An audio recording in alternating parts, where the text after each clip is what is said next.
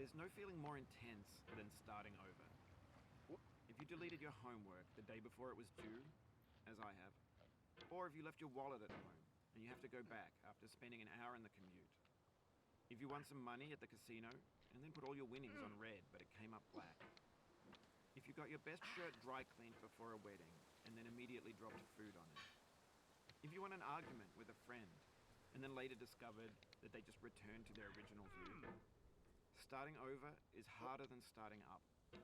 If you're not ready for that, like if you've already had a bad day, then what you're about to go through might be too much. Feel free to go away and come back. I'll be here. Alright, thanks for coming with me on this trip. I'll understand if you have to take a break at any point. Just find a safe place to stop and quit the game. Don't worry, I'll save your progress, always. Even your mistakes.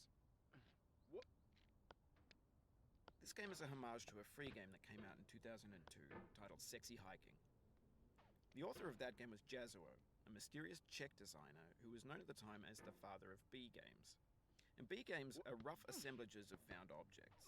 Designers slap them together very quickly and freely, and they're often too rough and unfriendly to gain much of a following. They're built more for the joy of building them than as polished products. In a certain way, Sexy Hiking is the perfect embodiment of a B game. It's built almost entirely out of found and recycled parts, and it's one of the most unusual and unfriendly games of its time.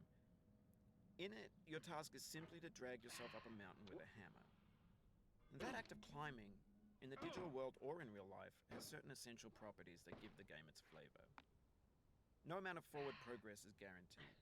Some cliffs are too sheer or too slippery. And the player is constantly, unremittingly in danger of falling and losing everything. Anyway, when you start Sexy Hiking, you're standing next to this dead tree that blocks the way to the entire rest of the game. It might take you an hour to get over that tree, and a lot of people never got past it.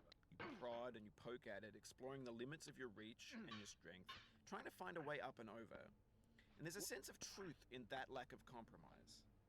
Most obstacles in video game worlds are fake. You can be completely confident in your ability to get through them once you have the correct method or the correct equipment or just by spending enough time. In that sense, every pixelated obstacle in Sexy Hiking is real. The obstacles in Sexy Hiking are unyielding, and that makes the game uniquely frustrating. But I'm not sure Jazuo intended to make a frustrating game. The frustration is just essential to the act of climbing, and it's authentic to the process of building a game about climbing. A funny thing happened to me as I was building this mountain. I'd have an idea for a new obstacle, and I'd build it, test it, and it would usually turn out to be unreasonably hard. But I couldn't bring myself to make it easier. It already felt like my inability to get past the new obstacle was my fault as a player rather than as a builder. Imaginary mountains build themselves from our efforts to climb them, and it's our repeated attempts to reach the summit that turns those mountains into something real.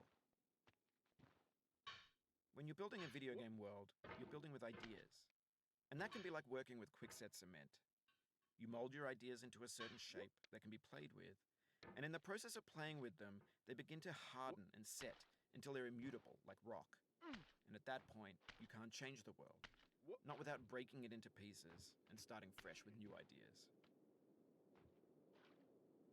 For years now, people have been predicting that games would soon be made out of prefabricated objects, bought in a store and assembled into a world.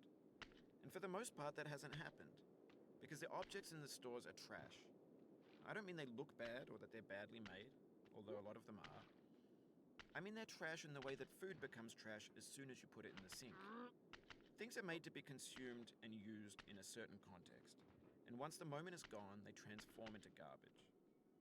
In the context of technology, those moments pass by in seconds. Over time, we've poured more and more refuse into this vast digital landfill that we call the internet. It now vastly outnumbers and outweighs the things that are fresh and untainted and unused.